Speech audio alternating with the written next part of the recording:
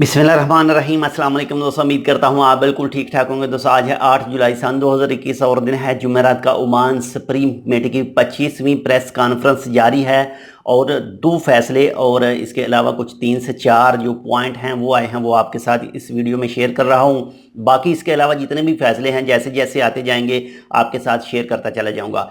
तो नंबर 1 पर जो है वो जो भी इस वक्त ओमान से बाहर हैं उनके लिए बुरी खबर ही आप उसको कह सकते हैं।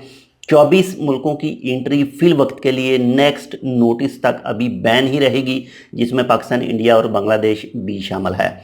इसके बाद में नंबर 2 पर जो ओमान के अंदर वैक्सीन आ चुकी है, जो पहुंच चुकी है, उसकी तादाद है 19,36,000 और 303 वैक्सीन की डोज ओमान में पहुंच चुकी हैं। इसके बाद में नंबर 3 पर 15,18,864 वैक्सीन की जो डोजेज हैं वो फ्राहम की जा चुकी हैं पूरे ओमान के अंदर। इसके बाद में नंबर 4 पर 12,36,000 और 293 वैक्सीन की जो डोज हैं वो लगाई जा चुकी हैं और ये टोटल जो टारगेट है उसका 36% बनता है।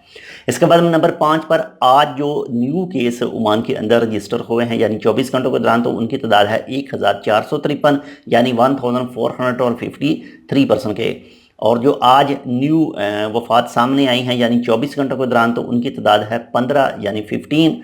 तो ये थे कुछ फ़ैसले। अभी इसके हवाले से जैसे कोई मज़ीद फ़ैसले आते हैं, वो वीज़ा के हवाले से हो, लॉकडाउन के हवाले से, किसी भी हवाले से, तो आपके साथ शेयर करते हैं। अगर आपने अभी तक हमारे ये चैनल सब्सक्राइब नहीं किया टेक विद उर्दू, तो आप इसको सब्सक्राइब कर सकते हैं मज़ीद मालूमात के लिए। मिलते हैं दूसरी अपडेट के साथ, तब तक के लिए अल्लाह हाफिज़।